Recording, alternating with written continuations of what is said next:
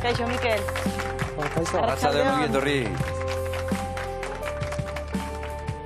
Mikel, Kaixo, arratsaldeon. zure kasua kontatzen hasiko gara.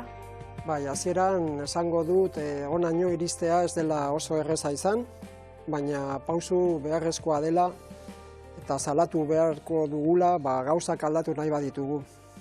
Eta asko eskertzen dizugu benetan onera etorri izana. Bai, zuei, oportunitatea emateagatik.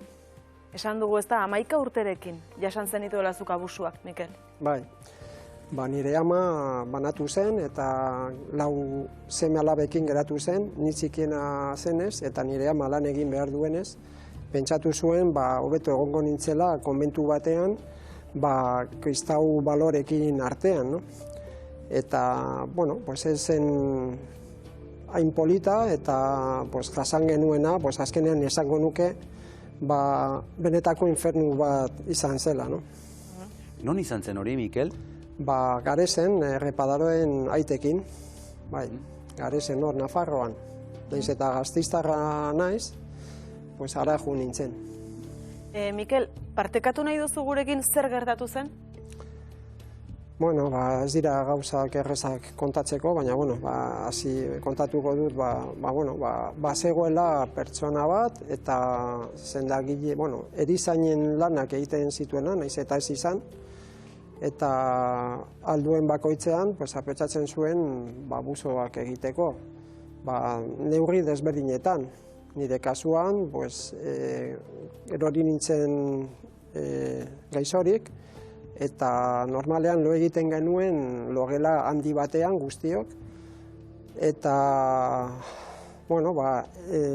gaixorik erortzen ginela, eramaten gintuzten beste logeletara eskutsatzeko bestei.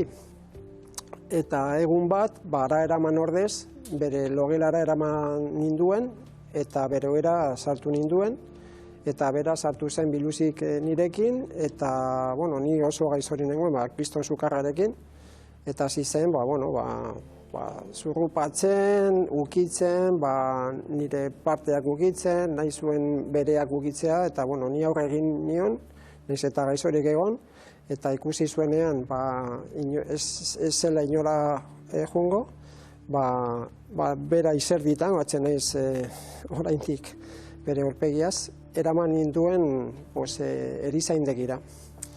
Eta, txarrena izan da, botikak ematen zizkigutela, eta, ni ez daki zer eman ziguten, eta ni goatzen naiz, ni gainera, erotzen nintzen, erdi gaixoren nengoen, ia egun bat eta bestea.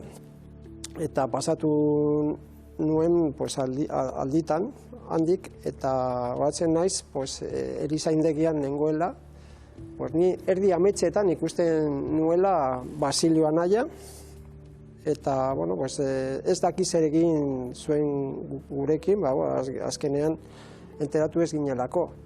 Baina, ez da traumatiko izan, ez dakigulako zer gertatu zen, baina, zer, seguru, ere egin zuela, aprotsatzen zuela bakarrik geundela abusatzeko. Beraz, Mikel, esan nahi diguzu, botikak erabiltzen zituela umeak lokartzeko?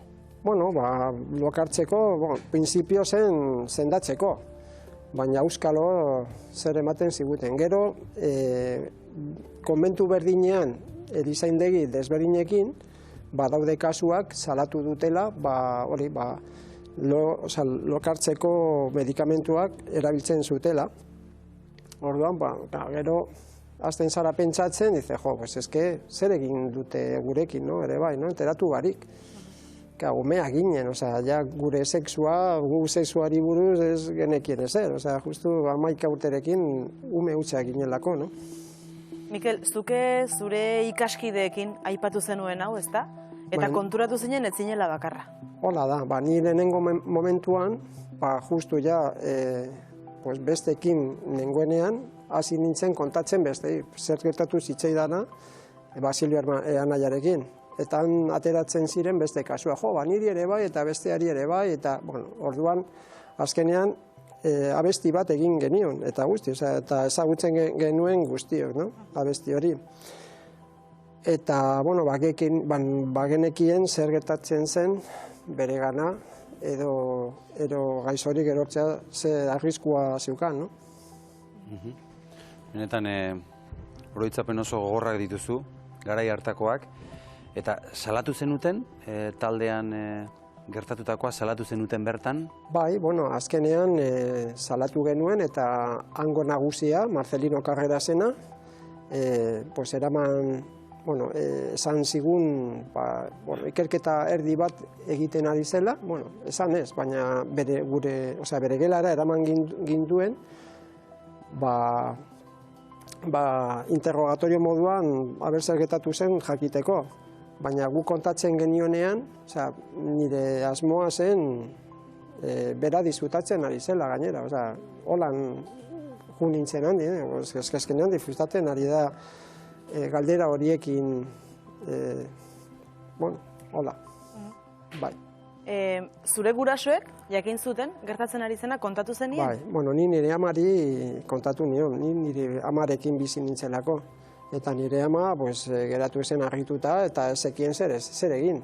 Eta dena den, bera ikusi zuen, erramientak genituela, aurre egiteko horri, no?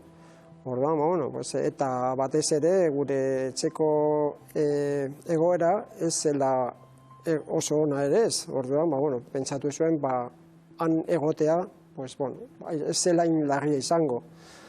Baina gaur egun nire ama erruduna sentitzen da, no?